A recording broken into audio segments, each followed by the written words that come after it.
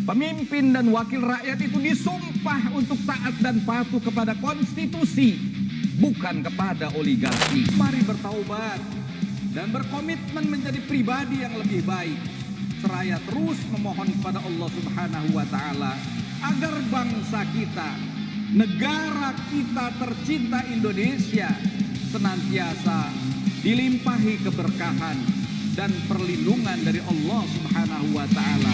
Mari rajut persaudaraan bangsa bersatu untuk kemajuan NKRI.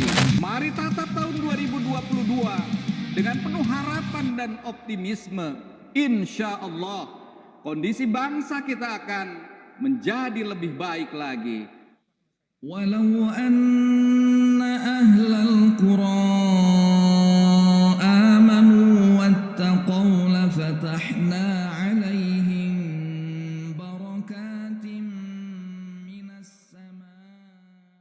Akhir-akhir ini kita menyaksikan bahwa ada narasi-narasi yang ingin membenturkan umat Islam di Indonesia dengan Pancasila dan NKRI.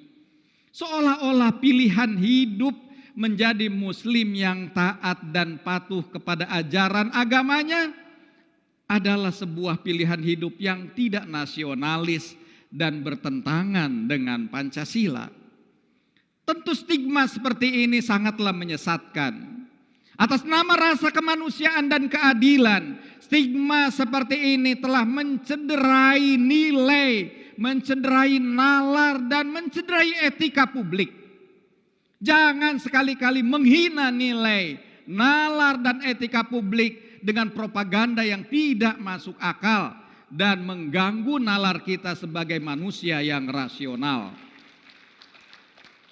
Hari-hari ini kita juga kembali menyaksikan narasi-narasi yang dengan sengaja menyematkan stigma yang buruk terhadap masjid, terhadap pesantren dan sekolah Islam. Seolah masjid, pesantren dan sekolah Islam itu adalah sumber kelahiran dari radikalisme dan terorisme.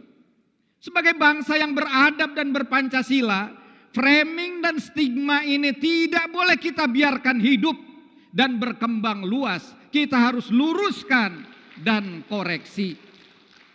Bapak Ibu saudara-saudara sekalian yang saya hormati, saya banggakan.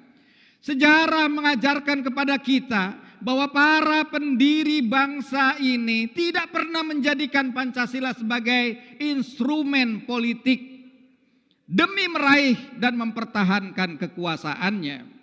Mereka adalah sosok-sosok pemimpin yang berhasil menjadikan Pancasila sebagai wahana yang mampu mempersatukan seluruh rakyat Indonesia.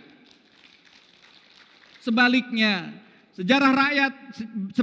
sejarah juga mengingatkan kepada kita bahwa para pengkhianat bangsa terbukti menjadikan Pancasila sebagai alat untuk mengadu domba dan memecah belah bangsa. Para pengkhianat ini mengklaim dirinya lah yang paling nasionalis, dirinya lah yang paling Pancasilais. Dan di saat yang sama menuduh anak-anak bangsa lainnya, khususnya kelompok Islam, sebagai kelompok radikal, sebagai intoleran dan anti Pancasila. Itulah yang terjadi sebelum meletusnya pemberontakan PKI di Madiun dan sebelum terjadinya G30S PKI pada tahun 1965.